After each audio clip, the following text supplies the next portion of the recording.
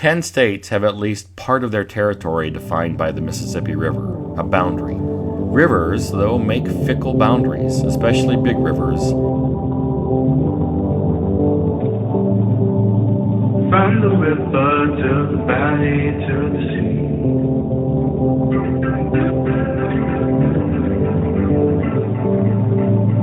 All the places, all the people that you can meet.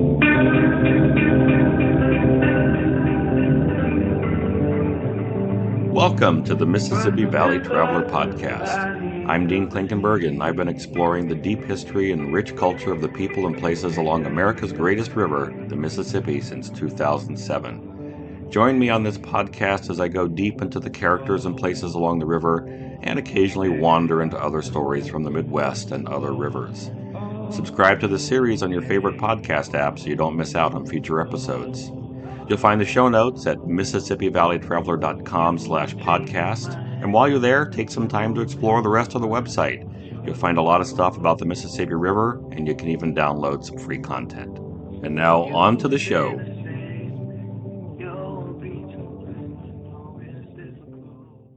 Welcome to episode 17 of the Mississippi Valley Traveler Podcast. Today, my mind is on boundaries. The ways that we as human beings like to create categories and mark something off from something else. It's that time of year when, for some of us at least, we're in that boundary between winter and spring, or maybe between spring and summer. That fun time of year when you never know how many layers of clothing you need to put on when you leave the house. When you may need a different number of layers when you leave the house versus when you come back home. Things can change very quickly this time of year. Those boundaries are very fluid. Well, I was thinking about how the Mississippi River has served as a boundary for us for a lot of different ways. So in this episode, I'm going to take a look at how we've used the river to define those lines between different state and political entities, how the river has served as a boundary between freedom and oppression, the trouble we've had defining a boundary between land and water along the big river, how we use bridges to conquer the Mississippi, and I'm going to go into some depth on the history of bridge building along the river as part of this episode. And then I'm just going to finish with a few thoughts about how the Mississippi marked a personal boundary for me many years ago. As always, I thank all of you who show your love through Patreon. Your support keeps this podcast going, and it makes me smile. If Patreon's not your thing, you can always buy me a coffee. I drink a lot of coffee, and I'd appreciate your help keeping that habit going. Just go to MississippiValleyTraveler.com/podcast, and you'll find out how you can contribute through either Patreon or just buy me that coffee. And now, on with the episode.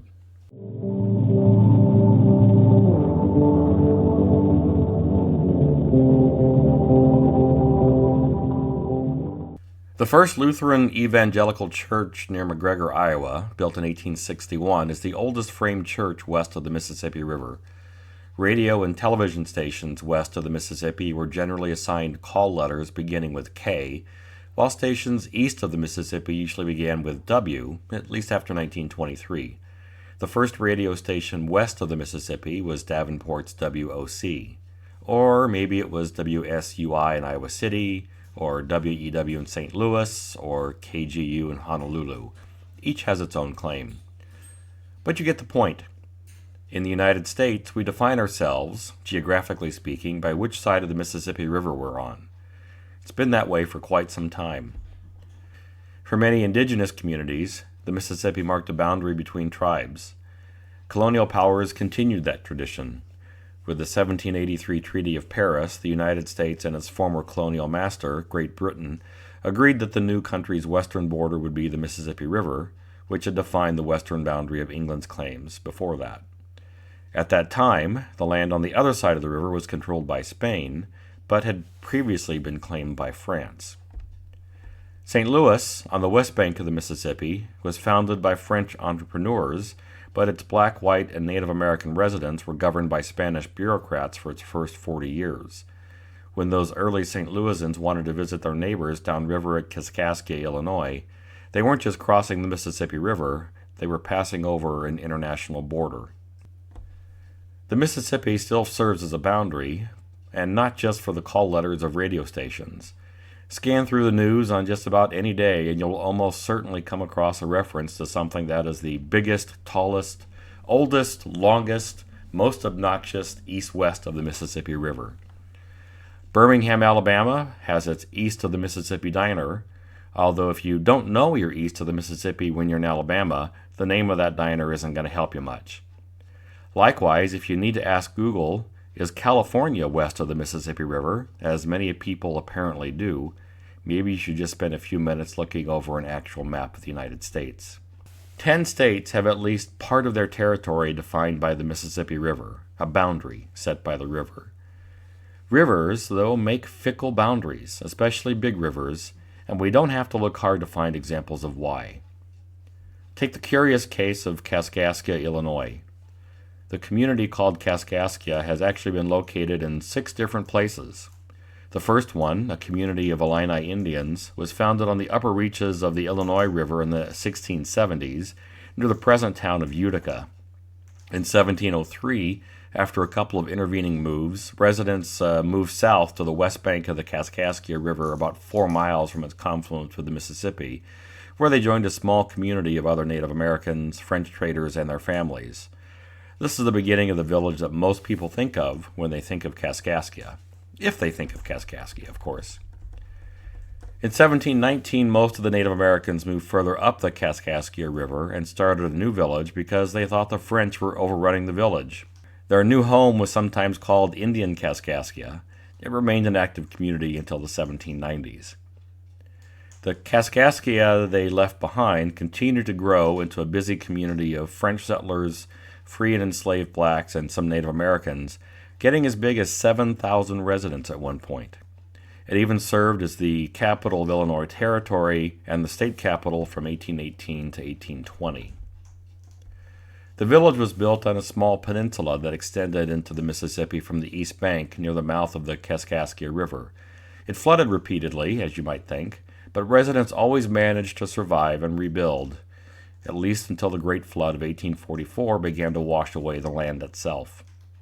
In April of 1881, the Mississippi carved a new channel closer to the Illinois bluffs that turned the village of Kaskaskia into Kaskaskia Island and began to slowly erode what was left of the original village. The village was rebuilt south of the original site, and Kaskaskia, Illinois survives to this day, but its new location hasn't proved much drier. Major floods in 1973 and 1993 continued to wear away at the village's foundation. In the Great Flood of 1993, the village and island were swamped by over 20 feet of water. All that flooding has taken its toll. In 1900, the village counted 177 residents. In 2020, there were just 21. But those shifts in the river's channel also separated Kaskaskia from Illinois. If you want to drive to Kaskaskia today, the only road access is from St. Mary, Missouri, via St. Genevieve County Highway U, which becomes Randolph County 15 after crossing over a shadow of the old channel of the Mississippi. Kaskaskia, the former Illinois territorial capital and one of the oldest cities in the state, is now west of the Mississippi's main channel. The Mississippi constantly messes with our attempts to use it to mark boundaries. For boundaries defined by rivers, a line down the main navigation channel, a line called the Talweg, determines where the boundary is. The word looks like it should be pronounced Thalweg, Thalweg, but it is typically pronounced Talweg. The podcast Away with Words did a deep dive into this phrase in a particular episode, and I'll post a link to that in the show notes. It's a really fascinating history. I'm just gonna say that let you know that the word comes from German roots, from the German words Tal for valley and Weg for path. You'll see it reflected in names like Neanderthal, the Neander Valley, where fossil remains of early hominids were found. When it comes to rivers, the Talweg is basically the deepest part of a navigable channel. As the river does what rivers do, land adjacent to it is constantly reshaped. These gradual changes, where soil is picked up from one place and dropped somewhere else to build new land, are called accretions, With these gradual changes, these accretions, the Lobbig adjusts with the changes in the river's channel. State boundaries along a river can therefore occasionally be as fluid as the river itself. Sometimes, though, river channels change abruptly rather than gradually. This process is called an avulsion. When this happens, the boundary line doesn't move with the river. Arkansas owns dozens of bits of land that are actually east of the Mississippi River because of sudden changes in the river's channel. One of those pieces of land abuts the northwest corner of Tennessee's Fort Pillow State Park. If you're on the west bank across from the park, you can take a boat across the Mississippi to the east bank and walk around without ever leaving the state of Arkansas. These disputes aren't relics from an earlier time either. Some continue today. In the late 1980s, Mississippi sued for control of 2,000 acres of land along 7 miles on the west side of the Mississippi near Lake Providence, Louisiana, that Mississippi claimed as its own. The dispute goes back to a time when a place called Stack Island existed in the river. The main channel flowed past the west side of the island, so the island belonged to Mississippi. And just to complicate matters further, boundary lines are often treated differently when an island is present. In those cases, our laws define the boundary line around an island as permanent. If the river shifts its main channel, that boundary line around that island does not move. When the boundary was drawn between Mississippi and Louisiana, the line went around the west side of Stack Island, so it belonged to Mississippi. Louisiana claimed that the island washed away and that the land in dispute was new land that had been created by the river through accretion. Mississippi responded, "Hey, not so fast, Louisiana. That land is what's left of Stack Island, so it's still ours." The case was argued in front of the U.S. Supreme Court in one of those rare cases where this Constitution requires the Supreme Court to act as a trial court. The justices heard arguments and appointed a special master, Vincent McCusick, to investigate the facts of the case. McCusick visited the area twice, and after submitting his case to the court, the justice ruled unanimously in 1995 that the land was indeed Stack Island, so it therefore still belonged to Mississippi. The Mississippi has created other boundary confusions, although they weren't always the river's doing. South of the Ohio River, the Mississippi makes a dramatic loop that's called the New Madrid Bend, or the Kentucky Bend if you live on the river's east bank.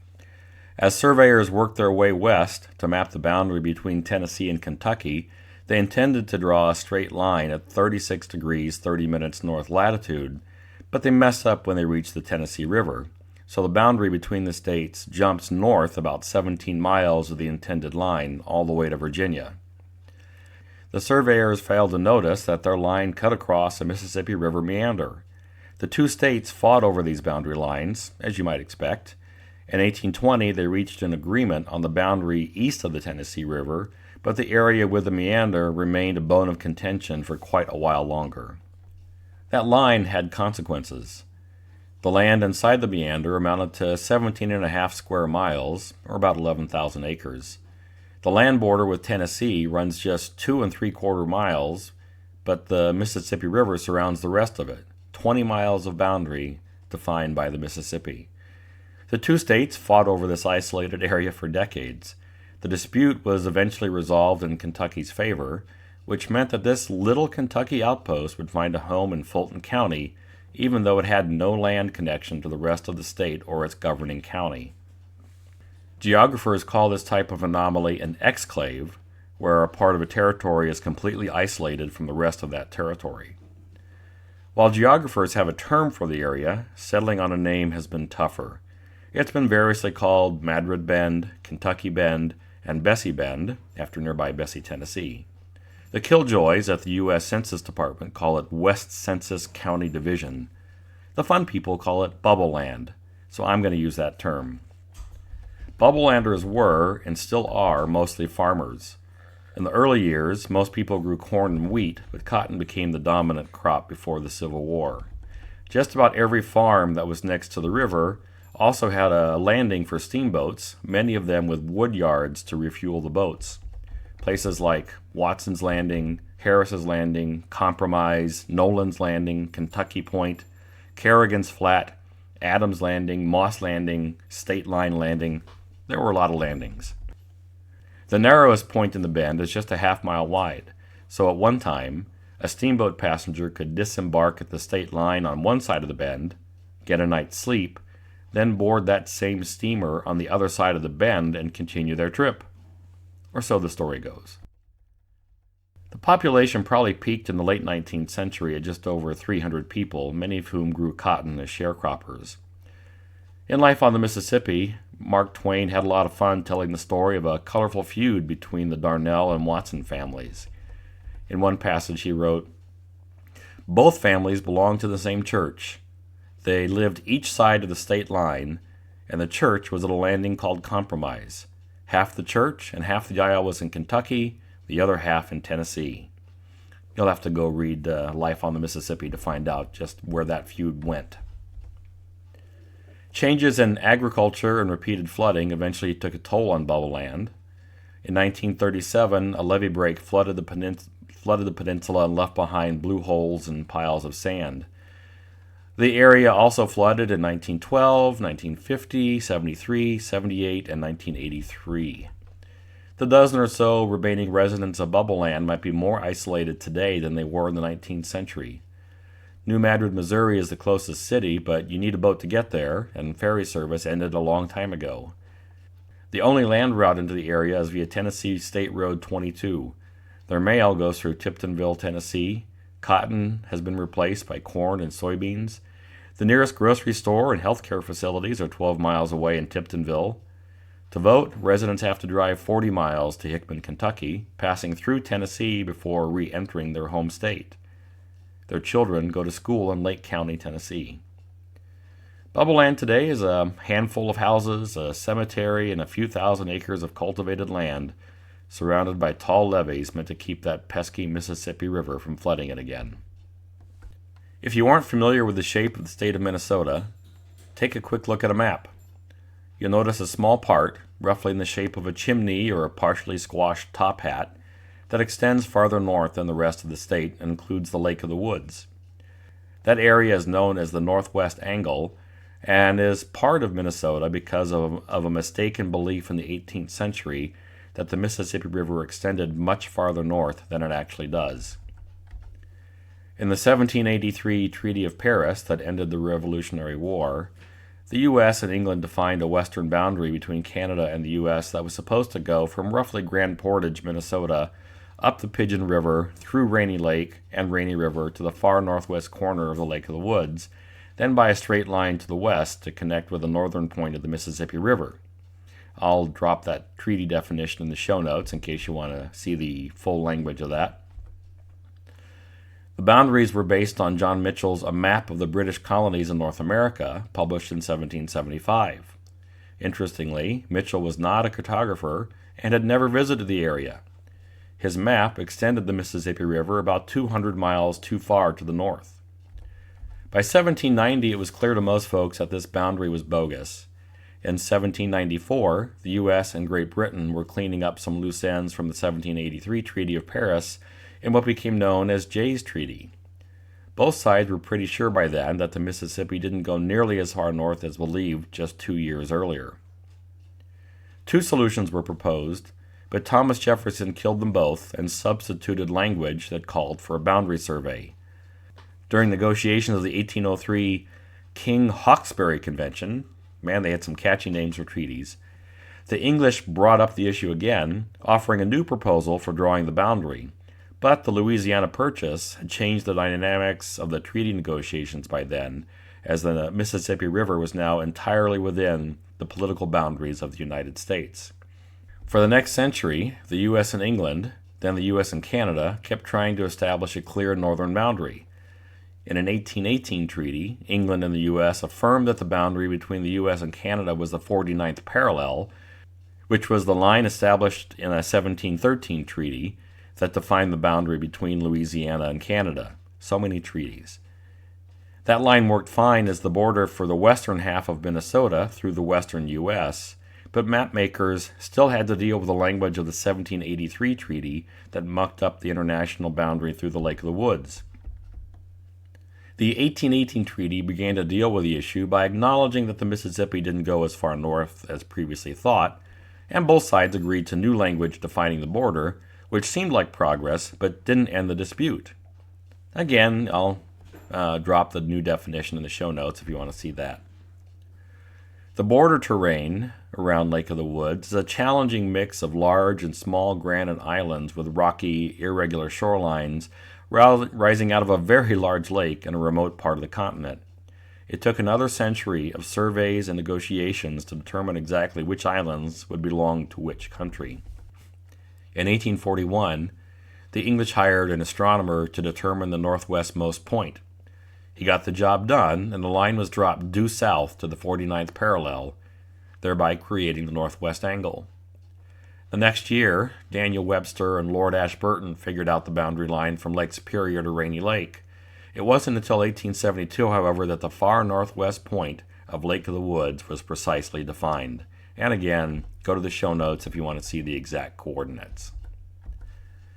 Still, the U.S. and an independent Canada did not reach final agreement on the exact boundaries until 1925, only 142 years after the initial treaty.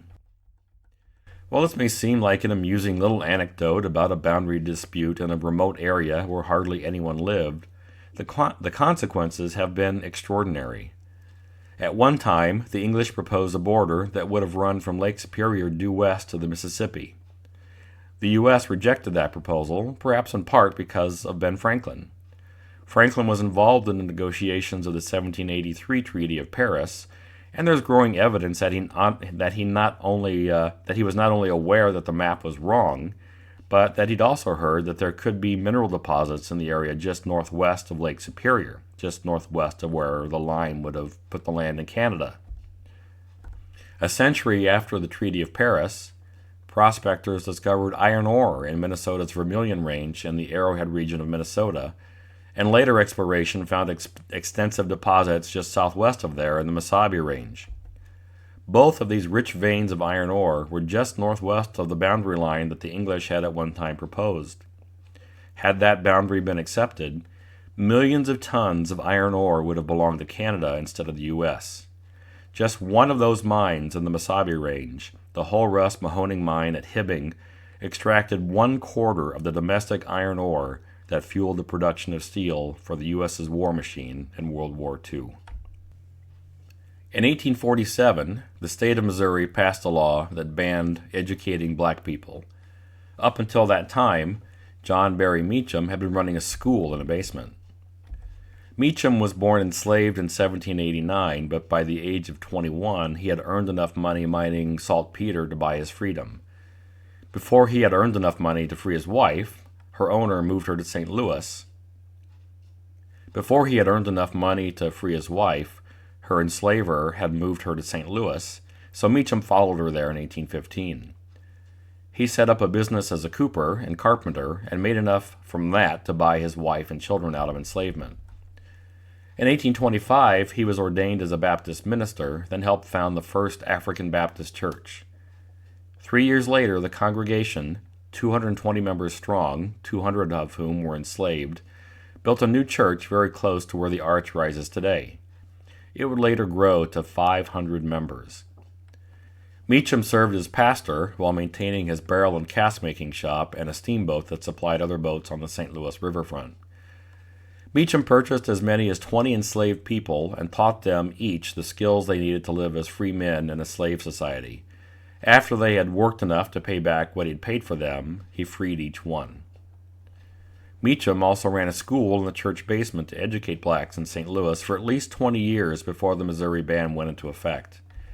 Even though St. Louis had an ordinance that banned education for free blacks, it wasn't regularly enforced. When the state ban passed, Meacham repeatedly moved the school to a steamboat on the Mississippi, an area beyond the state boundary which should have been under federal law and not impacted by the Missouri ban. The river would have literally offered Meacham the freedom to educate. Meacham may have educated hundreds of black children on this steamboat in the Mississippi. I say may have because the story has been difficult to confirm, maybe for good reasons. Educating black children at that time would have posed significant risks, so it's possible that Meacham didn't want to document what he was doing. The house he and his wife Mary owned was also part of the Underground Railroad. They had actively helped enslaved people cross the Mississippi River to freedom. After his death in 1854, he fell dead at the podium as he was preaching in his church. Mary continued her role with the Underground Railroad. On May 21, 1855, she was arrested while trying to help a few enslaved people escape across the Mississippi River. Among the children trying to escape was an enslaved woman named Esther and her 2 children. They were the property of Henry Shaw, the man who founded the Missouri Botanical Garden and Tower Grove Park. Shaw had triggered Esther's escape when he sold her down the river to Vicksburg while keeping her children in St. Louis.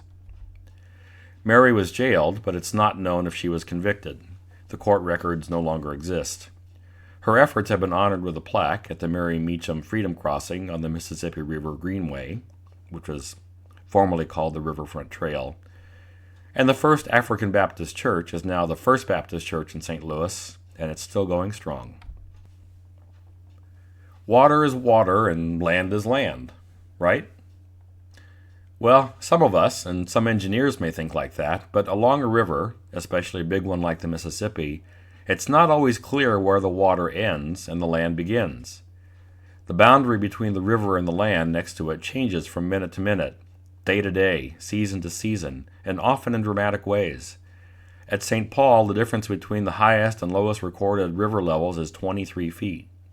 As you head downriver to the middle and lower Mississippi, that difference gets more extreme. 55 feet at St. Louis, 59 feet at Memphis, 64 feet at Helena, Arkansas.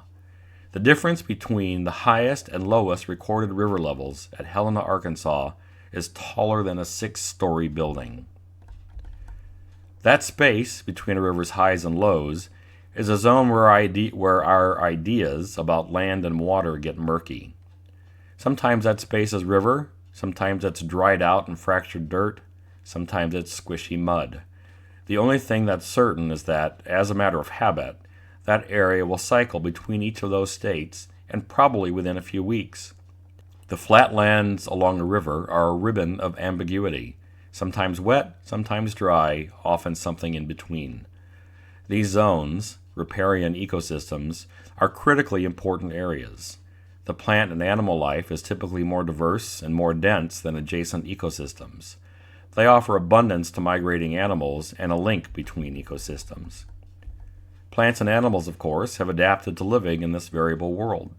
Trees like cottonwoods, willows, and silver maples can tolerate getting their feet wet for a while, or even a long while. Still, it's the variability that is so important for many species. The common arrowhead, for example, a favorite treat for ducks and muskrats, needs the land to dry out for a while before it will grow and thrive. Riparian systems have a natural resilience. They bounce back quickly from floods, even big ones. Even disruption from other animals, like beavers, increases an ecosystem's diversity. While the plants and animals have adapted to varying wet and dry times, we found it much more difficult. While traveling along the lower Mississippi in 1846, Charles Landman noted, "You might travel 100 miles without finding a place sufficiently secure to land, and the water is always so very muddy that a tumbler full will always yield half an inch of virgin soil." We've had a hard time living with that muddy ribbon and dealing with its periods of high and low water. We chose to deal with this by artificially trying to separate the land from the water. Our attempts to do so have had some unfortunate consequences. The locks and dams we built on the upper river produced consistent water levels for barges, but they ended those periods of varying water levels that feed the biodiversity of the river's ecosystems. These man-made structures, the dams and levees, interrupt those natural cycles, reducing diversity and resilience for plants and animal communities along the river. The Corps of Engineers, those would-be river tamers, has tested out a few small ways to restore some of the river's natural rhythms, but only in cases where it doesn't impact navigation. It's not clear that they are anywhere near enough to restore the river's rhythms, and even if they are, these efforts will have to be done regularly to benefit the ecosystems. Once you take on the job of managing the natural world, you don't get to take a day off. Hey, Dean Klinkenberg here, interrupting myself. Just wanted to remind you that if you'd like to know more about the Mississippi River, check out my books. I write the Mississippi Valley Traveler guidebooks for people who want to get to know the river better. I also write the Frank Dodge Mystery Series set in places along the Mississippi. Read those books to find out how many different ways my protagonist Frank Dodge can get into trouble. My newest book, Mississippi River Mayhem, details some of the disasters and tragedies that happened along Old Man River. Find any of them wherever books are sold.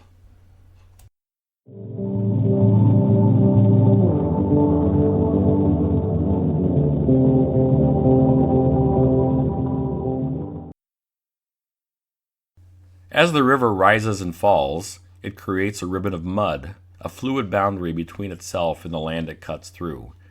And while that mud is important to the riparian world, getting across that wet boundary was a risky proposition in the days before bridges. River ferries were about the only way across, and most of those could only carry a few people and horses at a time. As migration west picked up steam, people on the move often got hung up for days on the east bank of the Mississippi waiting for a spot on one of those ferries. Building a bridge across the Mississippi was no easy task, though. The river was wide in many places, and finding bedrock to anchor piers was a challenge. Getting a bridge built was an expensive project, and finding the money to make it happen wasn't easy. As the railroads expanded from east to west, though, the Mississippi was a major obstacle to their through traffic. In some places, the contents of rail cars were emptied onto ferries, carried across the river, then reloaded onto trains on the other side. Sometimes whole rail cars were loaded onto ferries. As the river froze in the northern reaches of the river, railroads laid temporary tracks across the ice. These were hardly viable long-term solutions, though. The rush to bridge the Mississippi began in Minneapolis, although other bridges followed quickly. The first bridge to span the Mississippi had its grand opening on January 23, 1855. It connected Minneapolis on the west bank with St. Anthony on the east bank. The two cities would later become a united Minneapolis in 1872. And this new bridge was purely for pedestrians and carts. Speculators, led by Franklin Steele, constructed the Father Louis Hennepin Bridge close to where the current Hennepin Avenue Bridge is. Cables hung from a single arch supported a deck made of wood planks. The two towers at either end would look at home in a Monty Python film.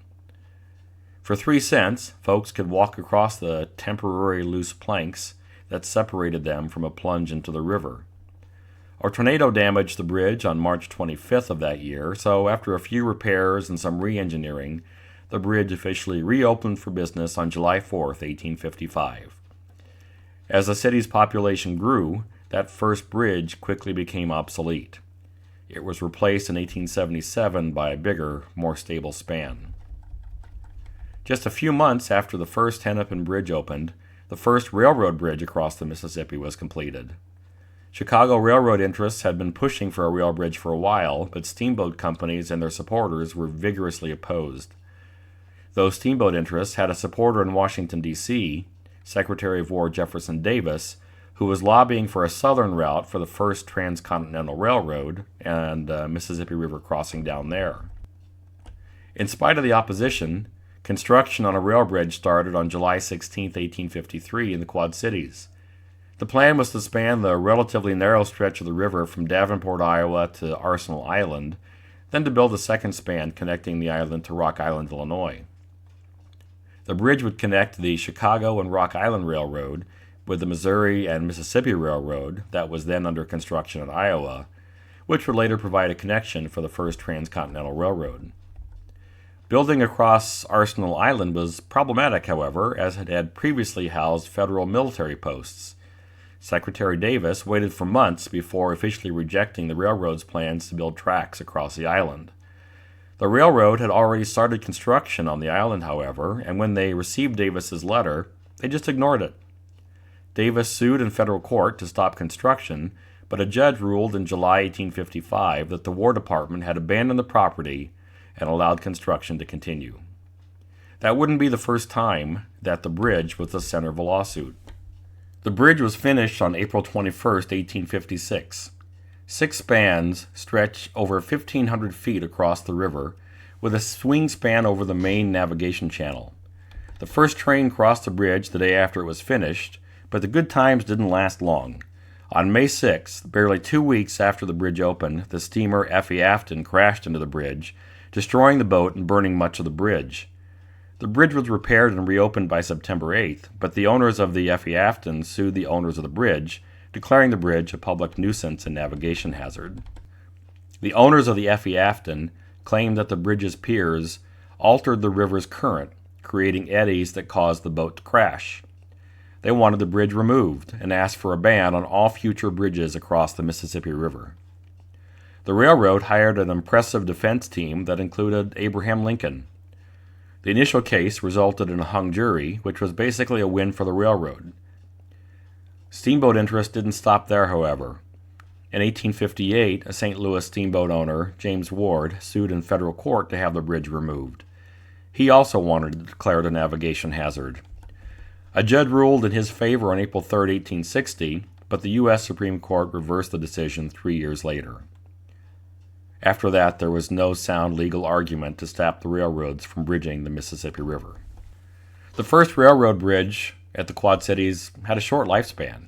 It was rebuilt in 1872 at a new location so the government could build an arsenal on the island and to accommodate more rail traffic.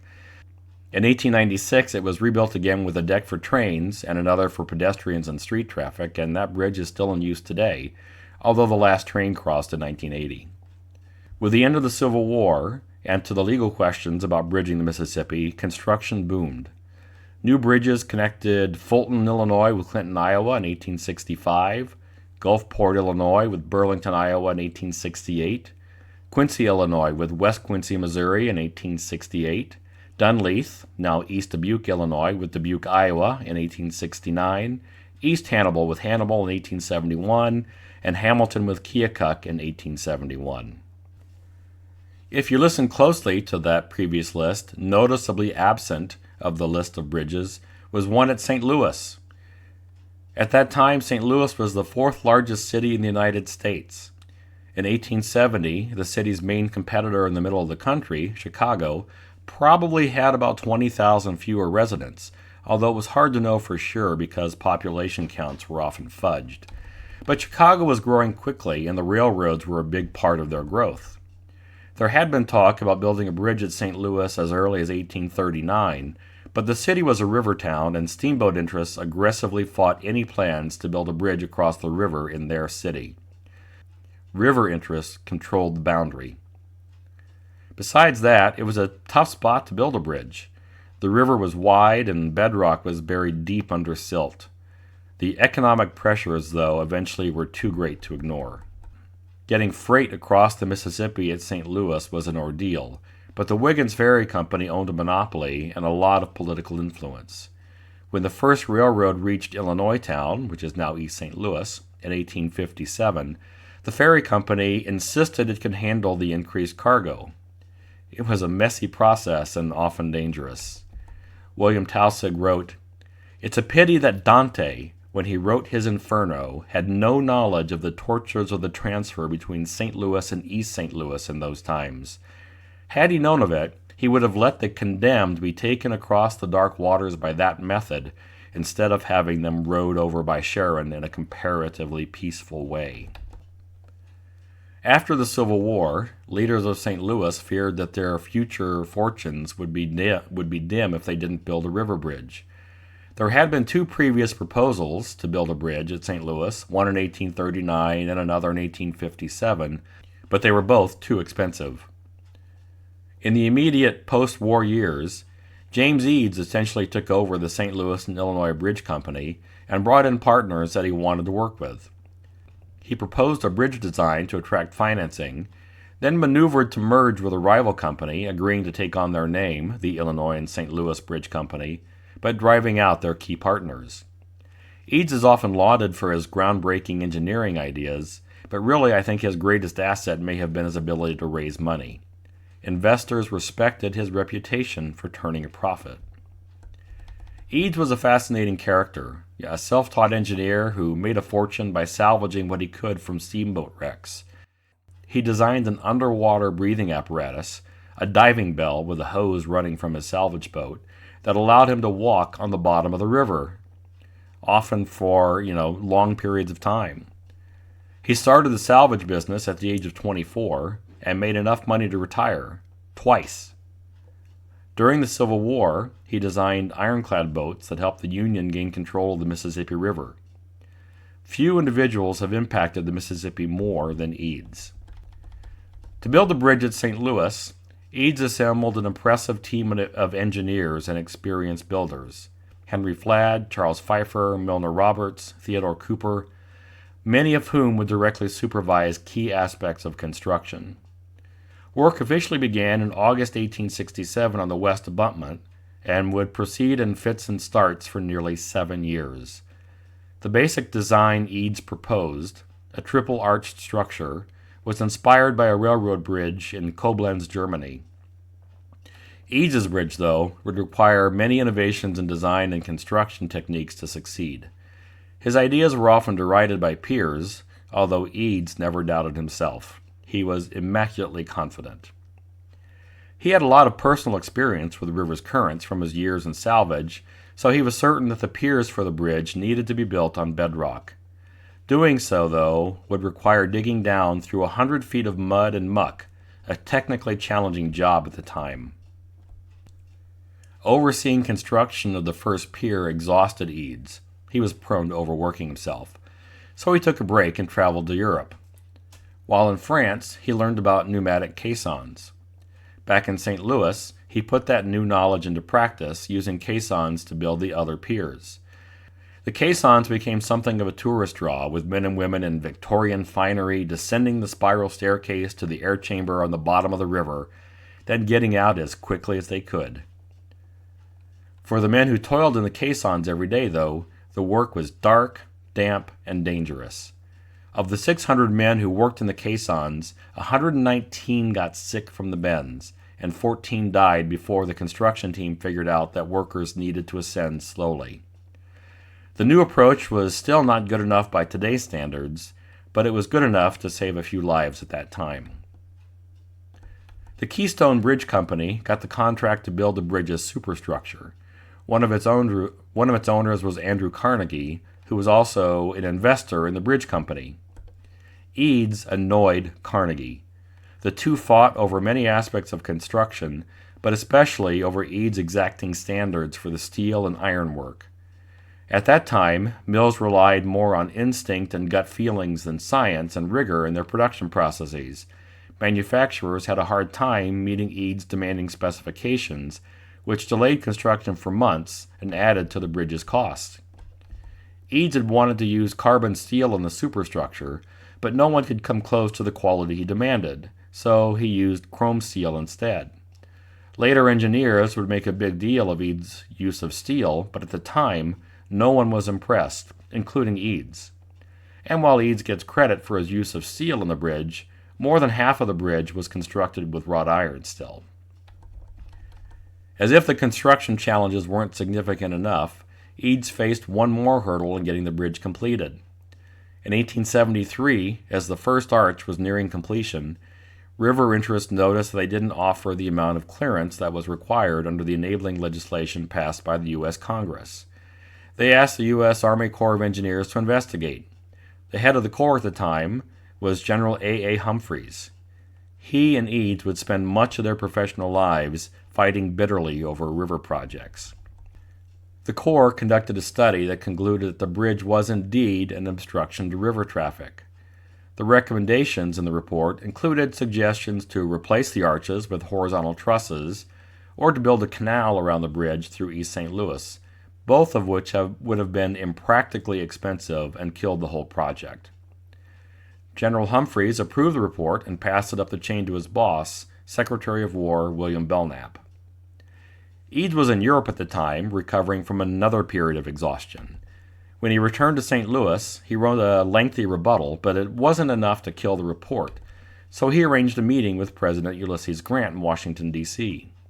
Eads had worked with Grant during the Civil War, building those gunboats that were critical to the success of the Union Army on the Mississippi River. Eads presented his case to Grant, who called in Secretary Belknap, and asked if the bridge was compliant with the enabling legislation. When Belknap said he believed so, Grant ordered him to drop the report.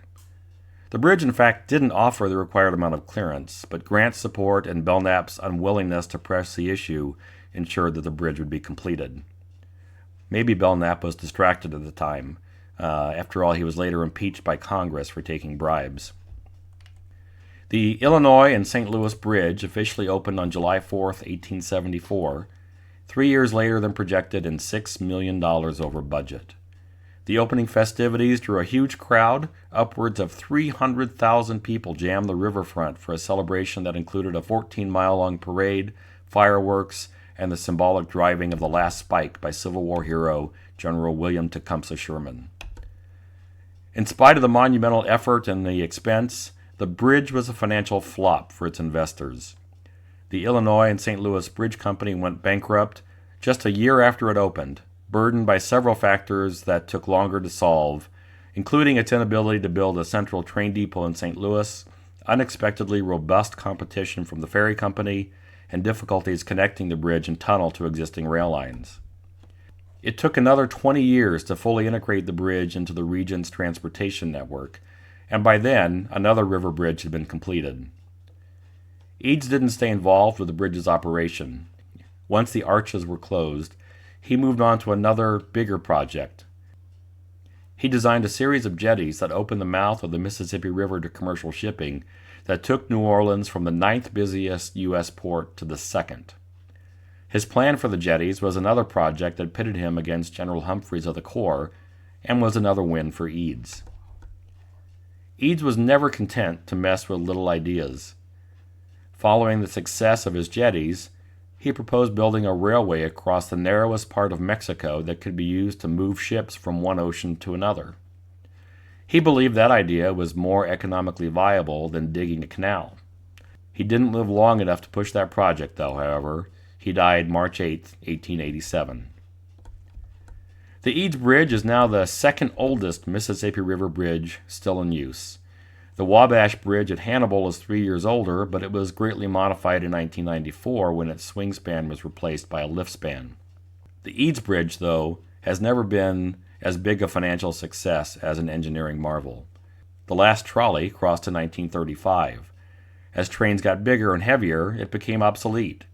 The last freight train crossed in July 1974. Fewer cars crossed as new and free bridges were built nearby. By the 1990s, the road deck was reduced to a single lane, then closed completely. The bridge sat, deteriorating, for nearly 20 years, until it was repurposed as the river crossing for the region's new light rail system. The bridge has now been through a major overhaul and is still in use. The lower deck carries those light rail trains, and the top deck is open again, with room for cars and a protected crossing for pedestrians and bicycles. The views from the top are just as good as ever. Bridging the Mississippi often required some innovative solutions. At Prairie du Chien, Wisconsin, a bridge with pontoon swing spans was built across 8,000 feet of river channels and islands.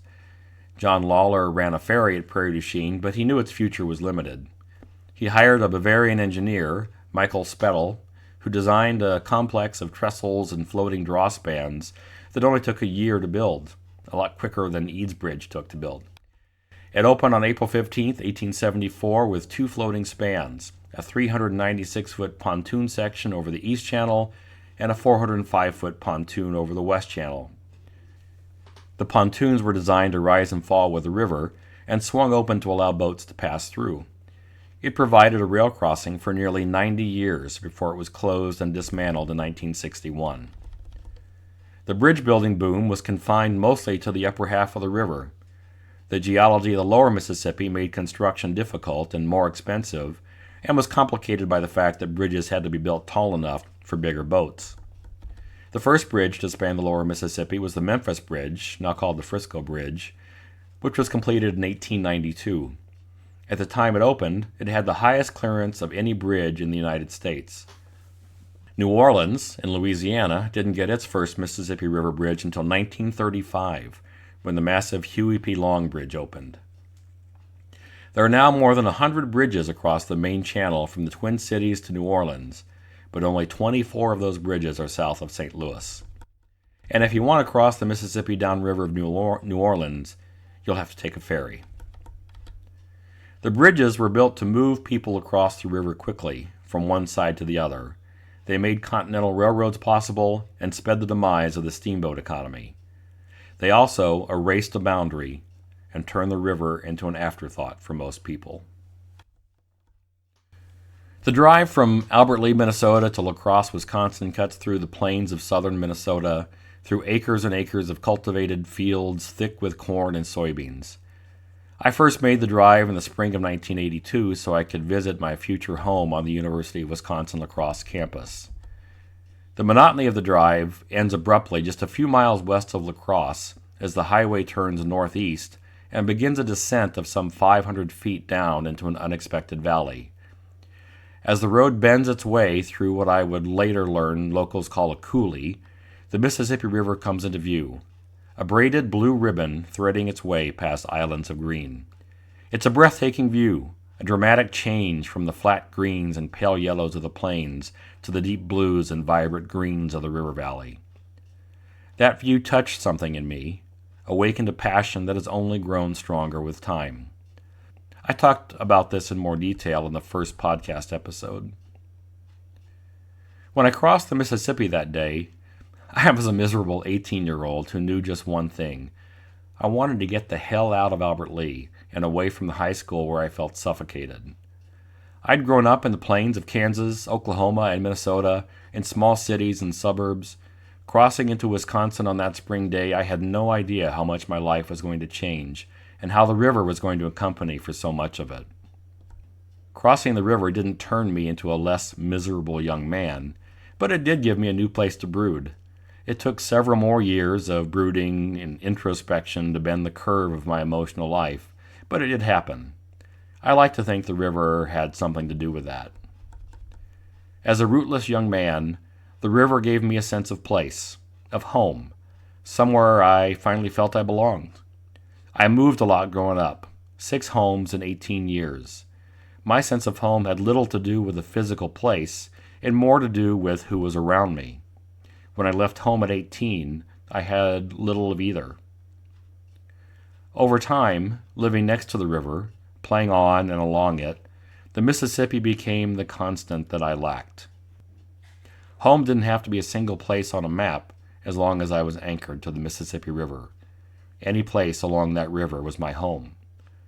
With that move from west of the Mississippi to east of it, the river marked a crossing of personal boundaries, from despondent to hopeful, from rootless to rooted, from childhood to young adulthood.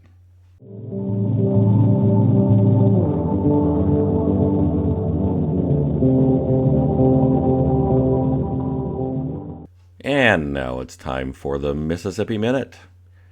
I lost a friend earlier this year. David Lobbig passed away on January 1, 2023.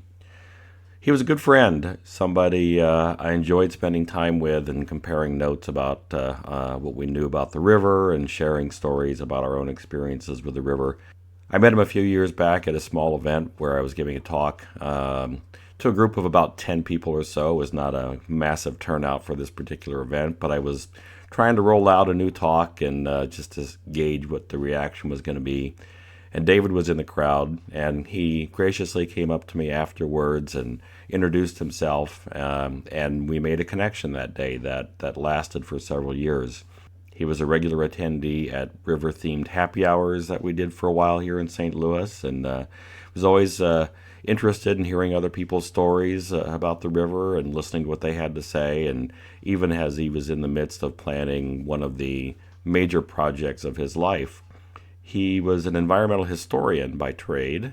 He worked for the Missouri Historical Society, where he was planning a major exhibit on the Mississippi River. And I talked with him quite a bit during those years when he was planning it, and I know how much of his time and energy, how much of his soul that process consumed. So when that exhibit debuted in 2019, it was a monumental moment. The exhibit was brilliant. It displayed a lot of the history of our relationship with the river, focusing mostly on the Middle Mississippi. Unfortunately, it debuted just before COVID became a thing, so not as many people got to experience that exhibit as I think we all hoped. But it doesn't take away from the accomplishment. It was a marvelous series of displays about our relationship with the river. I was thinking about David in the context of this particular episode. I think he was a boundary buster himself. He spent a good part of his life um, trying to bust those artificial lines that we draw between ourselves, that we draw between our communities, and that bigger artificial line that we draw between us and the rest of life on this planet. Made me wonder who the next boundary busters are going to be. Who are our next David Lobbigs? Thanks for listening. I offer the podcast for free, but when you support the show with a few bucks through Patreon, you help keep the program going. Just go to patreon.com/Dean Klinkenberg.